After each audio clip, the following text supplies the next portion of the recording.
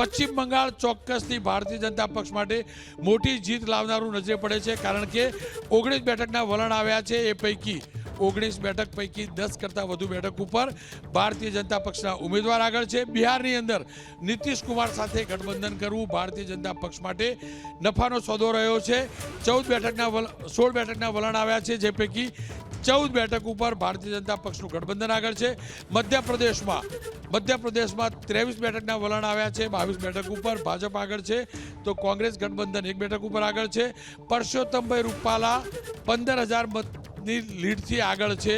દેવુસિંહ ચૌહાણ 4,071 મતથી આગળ છે. એનો મતલબ એ થયો કે હવે ઈવીએમ પણ ખુલવાના શરૂ થયા છે અને ઈવીએમના આંકડા પણ હવે આવવા લાગ્યા છે.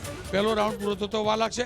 પાટણમાં સ્થિતિ બદલાઈ છે. જી હા, પાટણ જ્યાંથી કોંગ્રેસને અપેક્ષા હતી ત્યાં બેલેટ પેપરની મતગણતરી પૂરી થઈ છે અને પાટણની અંદર પાટણમાં ભારતીય જનતા પક્ષ પહેલી વાર બેલેટ પેપરની ગણતરી બાદ પહેલી વાર આગળ